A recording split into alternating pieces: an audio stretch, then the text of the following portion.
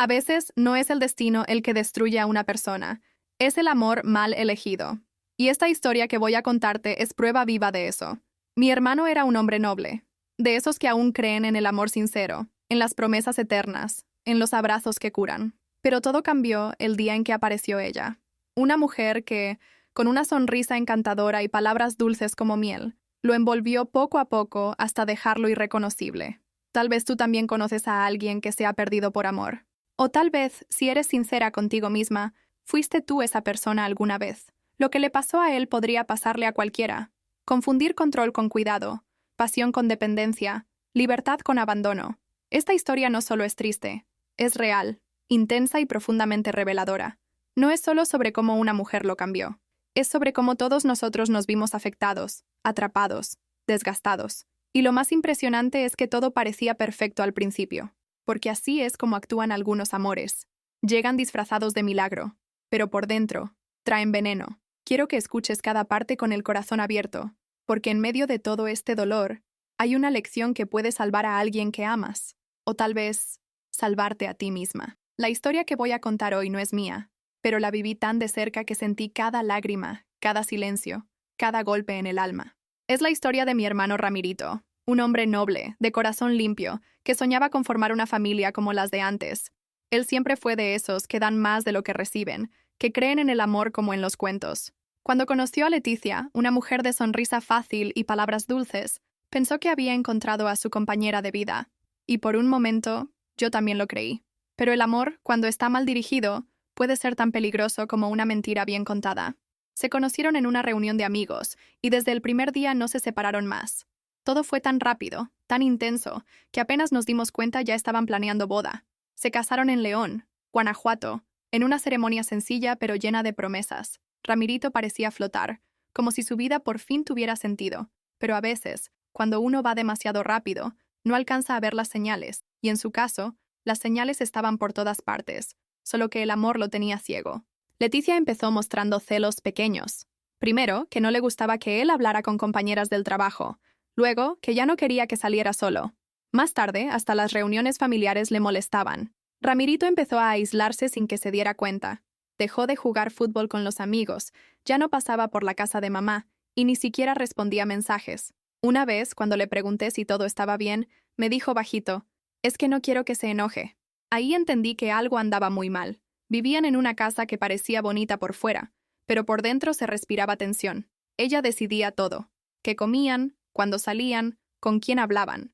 Mi hermano ya no era el mismo. Su mirada se apagó. Su voz se volvió bajita, como si siempre tuviera miedo de decir algo que molestara. Y lo peor es que él justificaba todo. Decía que Leticia era así porque lo quería mucho. Pero todos sabemos que eso no es amor. Eso es control. Es miedo disfrazado de cariño. Un día sin previo aviso, Ramirito apareció en casa de mamá con una mochila y cara de no haber dormido en días. Se sentó en la sala y dijo, «Me fui. No aguanté más». Nadie dijo nada. Solo nos acercamos a abrazarlo. Yo, mientras lo abrazaba, le dije al oído, «Ya pasó. Estás en casa». Ese día lloró como un niño, y entendí que llevaba tiempo roto por dentro. A veces creemos que los hombres no sufren, pero sí, sufren en silencio, calladito, hasta que ya no pueden más. Lo que siguió no fue fácil. Pasó días sintiéndose culpable, pensando que había fallado, pero poco a poco entendió que salirse de una relación así no era una derrota, sino un acto de amor propio. Empezó a hacer cosas simples, caminar por la mañana, leer en las tardes, ayudar a mamá en la cocina, cosas que lo reconectaban consigo mismo. Si estás pasando por algo así, te invito a que empieces también con lo pequeño. A veces, salir a tomar el sol puede ser el primer paso hacia la libertad. Recuerdo que un día encontró un libro tirado en el mercado de pulgas, El caballero de la armadura oxidada. Lo leyó en 2 días. Y ese libro, aunque corto, le abrió los ojos. Le hizo ver que a veces, por protegernos, nos encerramos en armaduras que nos aíslan del mundo. Pero para sanar, hay que quitarse el casco, mostrarse tal como uno es. Desde entonces, Ramirito comenzó a escribir un diario. Decía que escribir le ayudaba a entender lo que sentía, y la verdad, se notaba el cambio. También empezó a hablar más con nosotros, a contar sus miedos, sus recuerdos, sus planes.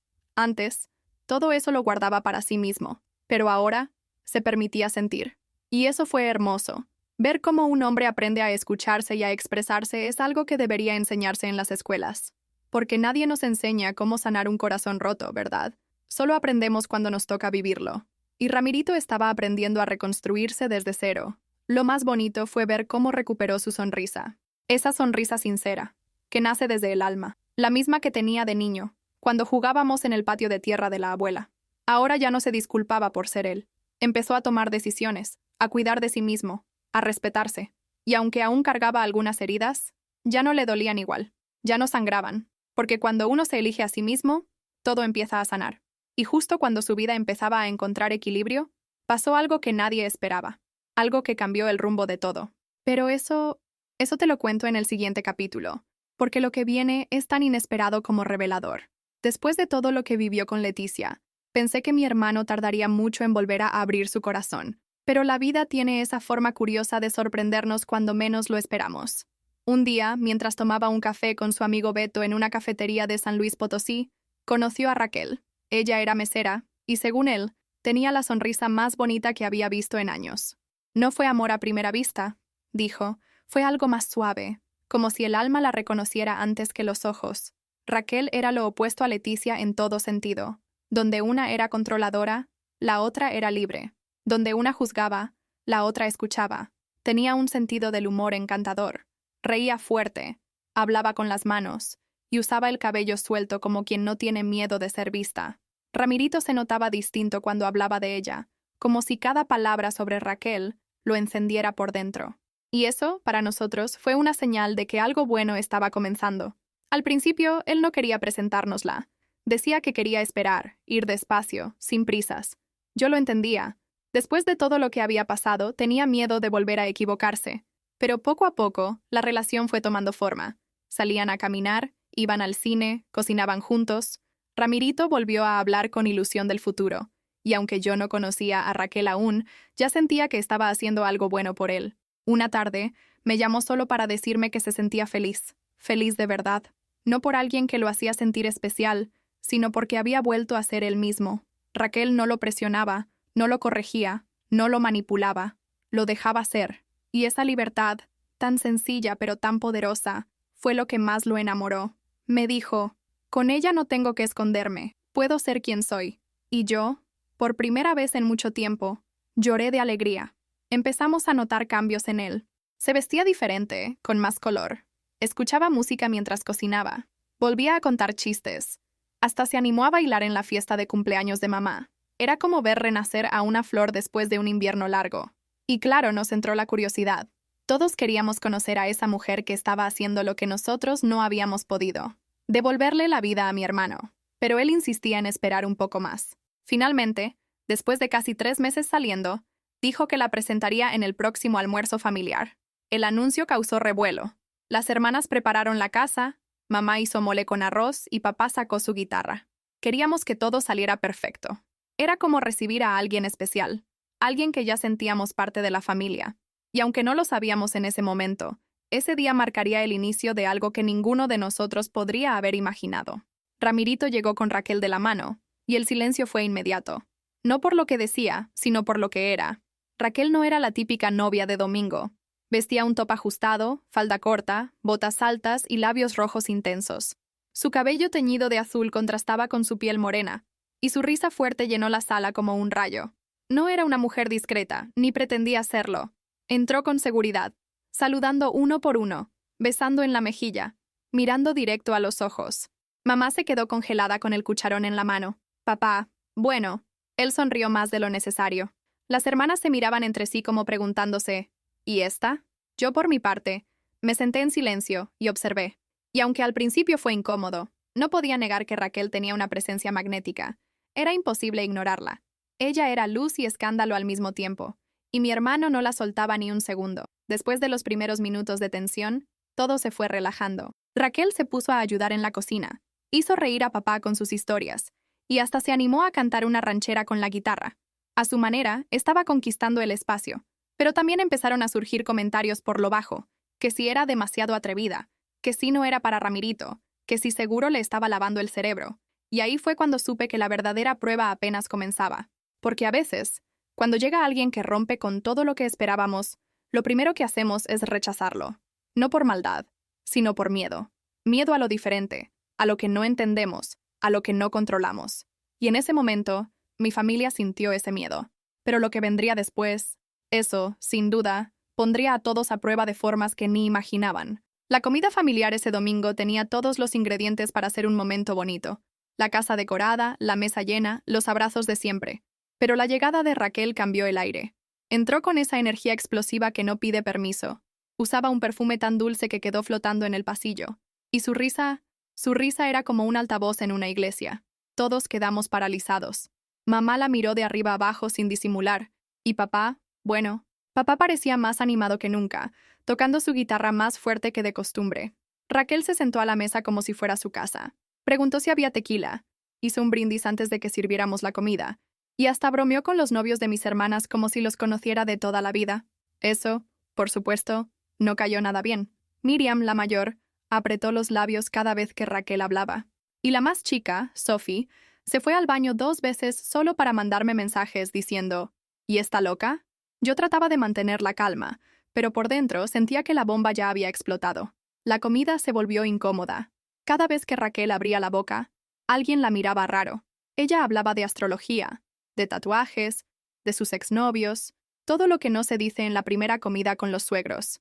Pero parecía no importarle. Se sentía libre, suelta, sin filtros. Y mientras tanto, Ramirito la miraba como si fuera una estrella fugaz que no quería perder de vista. Su admiración era evidente, y eso irritaba aún más a todos. Hasta el arroz parecía haberse pegado del nerviosismo en la olla. Yo no sabía si reír, llorar o servir más agua.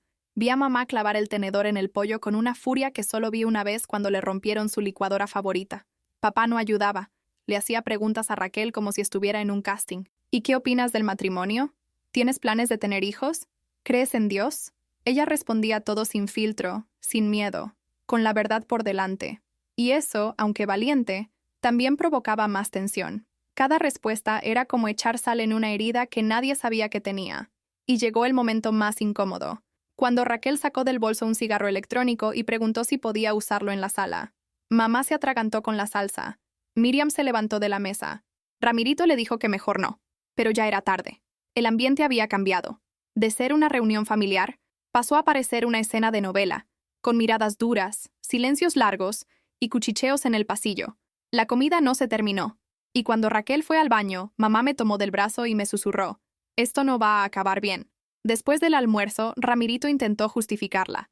Dijo que ella solo estaba nerviosa, que no quería caer mal, que por eso hablaba tanto. Pero todos sabíamos que Raquel no era de esas que se adaptan. Ella llegaba como un huracán, con todo y rayos. Y aunque yo traté de suavizar las cosas, ya el daño estaba hecho. Sophie discutió con su novio esa misma noche, porque él no dejaba de mirar a Raquel. Miriam lloró en el cuarto porque sentía que su lugar como hermana mayor estaba siendo desplazado por una cualquiera, como la llamó en voz baja. Papá y mamá pelearon en la cocina mientras lavaban los platos. Ella le reclamó por estar demasiado sonriente con Raquel, y él se defendía diciendo que solo era educación. Pero lo cierto es que todos estábamos alterados, no por Raquel en sí, sino por lo que representaba, el caos, lo inesperado, lo diferente. Y la familia, como muchas, no sabía lidiar con lo diferente. Esa noche, la casa quedó en silencio. Ni siquiera pusimos música. El almuerzo terminó como un funeral sin flores. Cuando Raquel y Ramirito se fueron, mamá cerró la puerta con fuerza. Dijo que esa mujer no volvía a pisar su casa. Papá se fue a la terraza a fumar, y mis hermanas se encerraron con cara de guerra. Yo me quedé sola en la sala, mirando los platos sucios y pensando, ¿qué fue eso? ¿Una presentación o un terremoto? Y aunque intentaba no juzgar, también sentía que algo extraño estaba por venir, porque a veces, lo que parece ser solo una mala impresión, es el aviso de algo mucho más grande. Y sí, ese fue apenas el primer capítulo del caos que se venía, porque lo que ocurrió después de ese encuentro fue todavía más inesperado. Pero eso ya te lo cuento en el próximo pedacito de esta historia. Después de aquel almuerzo explosivo, nada volvió a ser igual en la familia. Aunque nadie lo decía en voz alta, todos cargaban con opiniones cruzadas sobre Raquel. Yo misma me sentía dividida. Por un lado quería defender a mi hermano, pero por otro, había algo en ella que me desacomodaba. No era solo su forma de hablar, ni cómo se vestía, era la manera en que desafiaba cada mirada. En cada gesto, parecía gritar, «Aquí estoy», y no me importa si no te gusto. Y claro, eso no cayó nada bien en una casa donde las apariencias aún pesaban más que la verdad.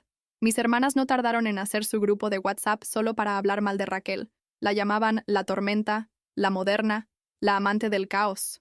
Yo leía todo en silencio, aunque a veces las reprendía. Pero ¿cómo culparlas? Raquel había llegado como una chispa en un tanque de gasolina. Lo peor fue que sus novios, sin querer, empezaron a compararlas con ella. Una vez escuché al novio de Miriam decir que Raquel era más divertida. ¡Imagínate! Eso encendió un fuego que ni 1000 litros de agua podían apagar. Miriam empezó a vestirse diferente, con más escote, más maquillaje, como si tuviera que competir con Raquel en un concurso que nadie anunció. Sophie, por su parte, empezó a discutir con su novio cada vez que él mencionaba algo sobre feminismo o libertad. Seguro es idea de Raquel, decía ella. Yo, viendo todo ese circo, solo pensaba, ¿cómo una sola persona puede generar tanto desequilibrio? Pero claro, el problema no era solo Raquel. El problema era lo que ella sacaba a la luz en cada uno de nosotros. En mamá despertó el miedo. Miedo a perder a su hijo. Miedo a que lo alejaran. Miedo a que no tuviera el tipo de vida que ella soñó para él. Empezó a llamarlo más seguido, a ofrecerle comida, a pedirle favores. Quería volver a tenerlo cerca, bajo su ala. Pero Ramirito, aunque aún la quería mucho, ya no era el mismo. Ahora hablaba con más firmeza, decía no sin temblar. Y eso para mamá fue como una traición. Ella decía, esa mujer me lo está cambiando. Y quizás sí, pero no del todo para mal. Papá, por otro lado, estaba más callado. Lo noté pensativo, distraído. Una vez me confesó que Raquel le recordaba a una novia que tuvo de joven, en Guadalajara. Ella también era rebelde, como Raquel, y por miedo la dejé ir. Esa confesión me hizo entender mucho. Quizás papá veía en Raquel una segunda oportunidad de algo que nunca vivió. Por eso la trataba con simpatía, por eso no la juzgaba tanto, porque en ella reconocía un pedazo de su propia historia. Yo misma, aunque no quería admitirlo, sentía una especie de celos, no porque quisiera estar en su lugar, sino porque envidiaba su libertad, esa forma suya de hablar sin filtros, de caminar con el mentón en alto, de no pedir permiso para existir. Yo, que siempre fui la cuidadora, la que media los conflictos, la que se tragaba las emociones por el bien de todos, de pronto me sentía chiquita frente a su enorme presencia. ¿Cuántas veces había querido gritar como ella? ¿Cuántas veces me reprimí? La tensión llegó al punto de que empezamos a vernos menos. Las comidas familiares ya no eran cada semana. Mamá decía que estaba cansada, papá se inventaba excusas, mis hermanas igual, y aunque nadie lo decía, todos sabíamos que era por miedo a que Raquel apareciera, como si fuera una sombra que nos perseguía, incluso cuando no estaba. Y eso dolía, porque Ramirito, sin querer, se estaba quedando entre dos mundos, uno que lo vio nacer y otro que lo hacía sentirse vivo. Él trataba de mediar, de juntar los pedazos, pero estaba en una batalla que no era suya. A veces lo veía sentado, en silencio, mirando al techo como si buscara respuestas en las grietas. Y yo me acercaba y le decía, no tienes que elegir, hermano, el amor no debería ponerte en esa posición. Pero él solo me sonreía, con tristeza en los ojos, y decía, a veces el amor más difícil es el que tenemos con la familia. Y tenía razón, porque nada duele más que ver a quienes amas peleando por no saber amar diferente. Las semanas pasaron, y aunque la calma volvió por un tiempo, algo se había roto. No completamente, pero sí lo suficiente como para que ya no fuera igual. Ramirito intentaba mostrarnos lo bueno de Raquel, sus gestos, su ternura, sus ganas de mejorar, pero nadie escuchaba de verdad. Todos esperaban el momento en que ella se equivocara, y yo, que estaba en medio de todo, empecé a sentir una angustia rara, como si supiera que algo fuerte estaba por venir, aunque no supiera qué. Y ese algo, amiga, no tardaría en llegar, porque si pensábamos que habíamos visto todo, estábamos muy, muy equivocados. Al principio, todos queríamos pensar que Raquel era solo diferente, nada más.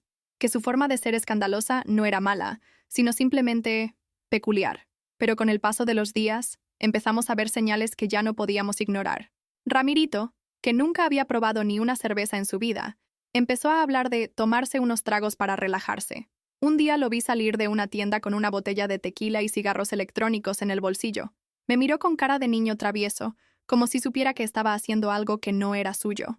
Al principio pensé que eran cosas aisladas, que tal vez solo quería probar, pero no fue solo una vez. Cada fin de semana, Raquel lo llevaba a bares, a reuniones con sus amigos, a lugares donde la música no dejaba pensar. Volvía tarde, con los ojos rojos, la camisa arrugada y el alma apagada.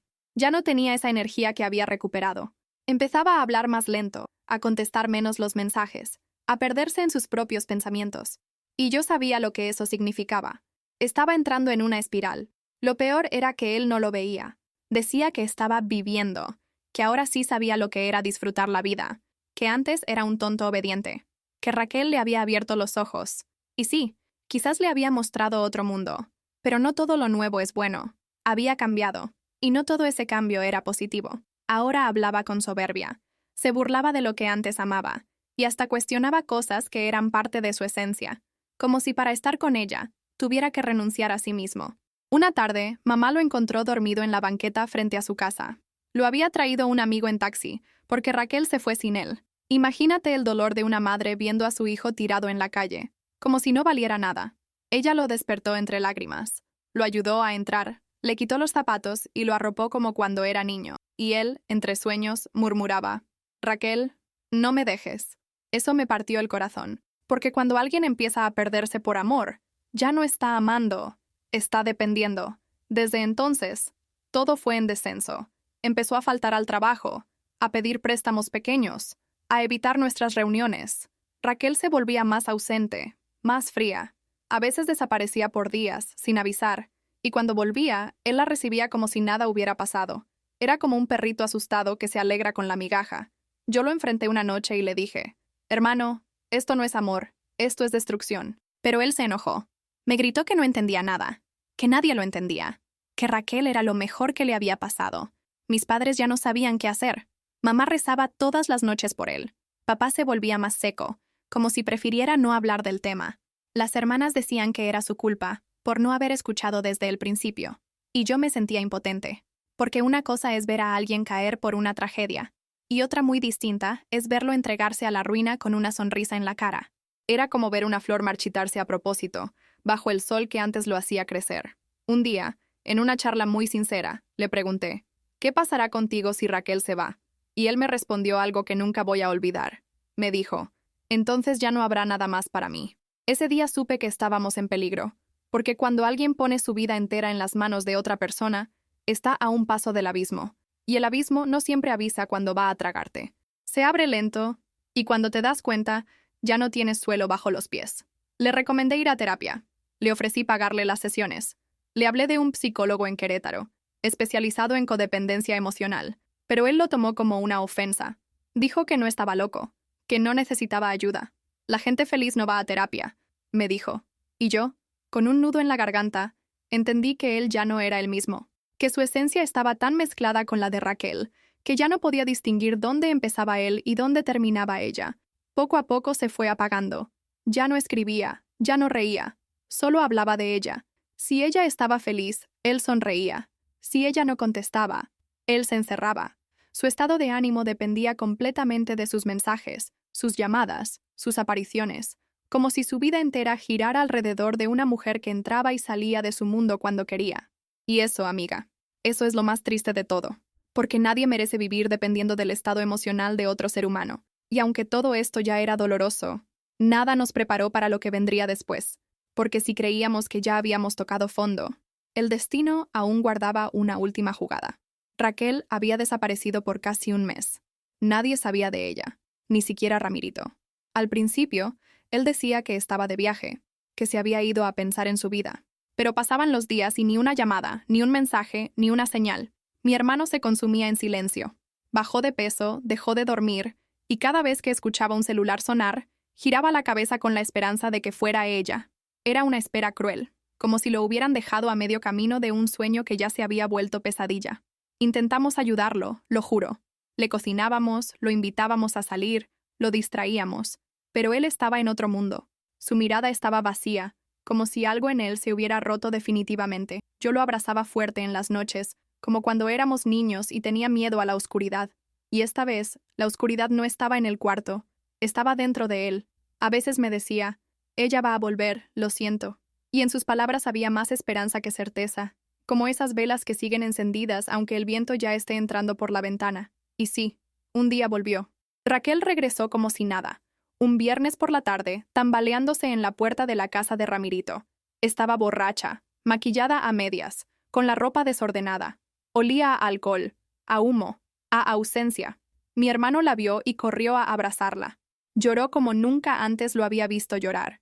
Ella apenas lo miró y le dijo algo como, «No me juzgues, solo abrázame». Y él no solo la abrazó, la volvió a meter en su vida como quien mete fuego en una casa con cortinas nuevas.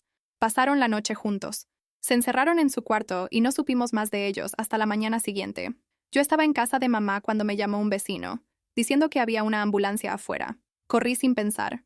El corazón me golpeaba el pecho como si fuera a romperse. Cuando llegué, vi a los paramédicos sacando a Ramirito en una camilla. Tenía la piel pálida, los ojos cerrados, la boca abierta como si buscara aire. Raquel estaba sentada en la acera, con la mirada perdida, murmurando cosas que nadie entendía. Ramirito había sufrido un infarto fulminante. Así, sin aviso, sin despedida. Dijeron que fue el estrés, la ansiedad, la presión acumulada, que su corazón no aguantó más. Y yo, mientras lo veía partir, solo podía pensar en todo lo que él había aguantado en silencio.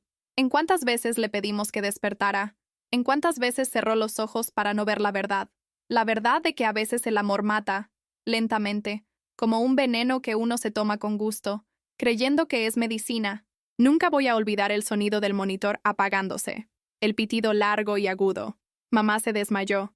Papá se quedó de piedra, sin una lágrima, sin una palabra. Las hermanas gritaban, y yo me quedé en un rincón, sintiendo que el mundo se me derrumbaba, porque perder a un hermano es como perder una parte de tu historia, una parte de ti, y lo peor es que no era solo la muerte lo que dolía, era todo lo que la había provocado, todo lo que no supimos frenar a tiempo. Raquel no dijo mucho. Se fue del hospital sin mirar a nadie. Caminó sola por el pasillo, como si ya supiera que no era bienvenida. Nadie la detuvo. Nadie quiso escuchar su versión. Y quizás eso fue lo mejor, porque había heridas que ya no necesitaban más palabras, sino silencio. Y en ese silencio, cada uno de nosotros cargó con su propia culpa, por no haber hecho más, por no haberlo sacado antes, por haberlo dejado amarla tanto. Los días que siguieron fueron como vivir bajo el agua. Todo era lento, apagado, irreal. La casa de Ramirito quedó intacta, como si él fuera a volver. Sus cosas estaban ahí, su cepillo, su taza favorita, su cuaderno de poemas. Todo hablaba de él, pero él ya no estaba, y cada rincón dolía. Mamá dormía con una de sus camisas. Papá no tocó más su guitarra. Y yo le escribía cartas como si pudiera leerlas desde donde esté, porque cuando el dolor no cabe en el pecho, uno busca cualquier manera de sacarlo. Y aunque parecía que nada podía empeorar, aún faltaba una última sorpresa. Una que nos dejaría con más preguntas que respuestas. Porque a veces, el dolor no termina con la muerte. A veces, apenas empieza. Después del funeral, nadie volvió a ver a Raquel. Desapareció como el viento después de una tormenta. Sin rastro, sin aviso, sin explicación. No vino a despedirse, no mandó mensaje, no dejó flores. Fue como si se hubiera evaporado. Algunos dijeron que se fue por vergüenza, otros creían que huyó por miedo. Yo, en silencio, pensaba que quizás su desaparición era su manera de rendirse, porque hay gente que sabe causar daño, pero no sabe sostener el peso de las ruinas que deja atrás. La policía no abrió investigación, no hubo denuncia, nadie preguntó oficialmente por ella, y eso dolía aún más, como si su papel en esta historia fuera tan descartable como un personaje secundario. Pero no lo era.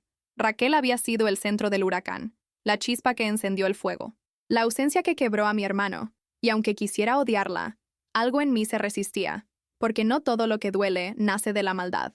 A veces, el dolor viene de personas rotas que no saben amar sin arrastrar a otros con ellas. La familia quedó devastada. Mamá cayó en depresión, encerrándose días enteros en su cuarto. Papá envejeció de golpe. Sus hombros se encorvaron, su voz perdió fuerza. Mis hermanas ya no se peleaban, pero tampoco se hablaban mucho, como si todas cargáramos con la culpa de no haber hecho más. Y yo, cada noche, me sentaba frente al altar de Ramirito y le hablaba en voz baja. Le contaba lo que había pasado, lo que sentíamos, lo que intentábamos recomponer. Pero las palabras, sin él, sonaban huecas. La casa se llenó de silencios. Ya no había música en los domingos. Ya no se cocinaba mole. Ya no se hablaba de planes. Era como si todos viviéramos en pausa. La ciudad seguía su ritmo. Los vecinos seguían con sus vidas. Pero nosotros estábamos atrapados en una burbuja de luto sin final. Lo peor era que nadie quería hablar de Raquel. Su nombre se volvió prohibido, como si al no mencionarla, el dolor se borrara. Pero no se borraba. Al contrario, crecía como sombra en la espalda. Una tarde Sophie me dijo, ¿y si un día vuelve? Esa pregunta me estremeció. Porque sí. ¿Y si un día aparecía en la puerta? Como si nada. ¿Qué haríamos? ¿Quién tendría fuerza para verla? Nadie sabía la respuesta. Pero todos la temíamos.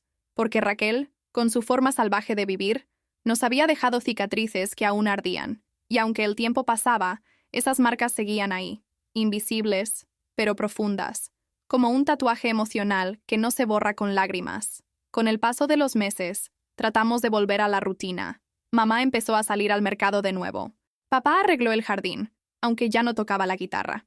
Mis hermanas retomaron sus trabajos. ¿Y yo?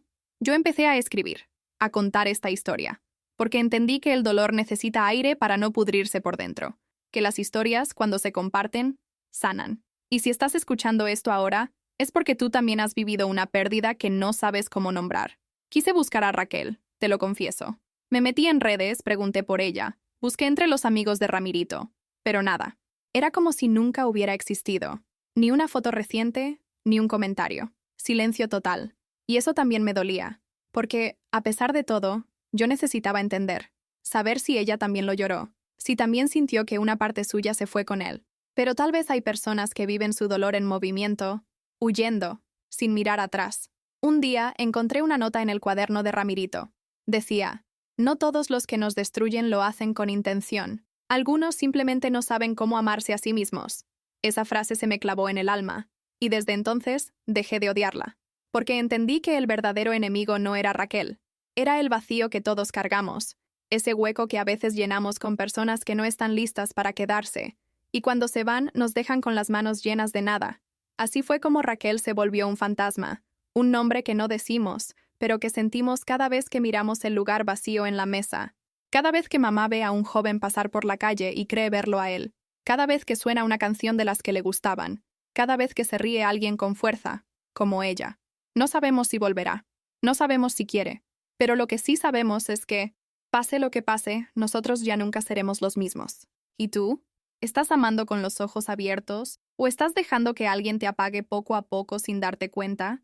Porque a veces, lo más peligroso no es lo que nos hacen, sino lo que permitimos por miedo a quedarnos solos. No esperes a tocar fondo para despertar. No necesitas perderlo todo para empezar de nuevo. El amor verdadero no te encierra, no te apaga, no te hace sentir menos. El amor de verdad te hace florecer. Si esta historia removió algo en tu corazón, no la ignores. Tal vez sea la señal que estabas esperando. ¿A quién le estás dando tu energía? ¿Quién está moldeando tu destino? No repitas errores ajenos. Aprende desde ahora.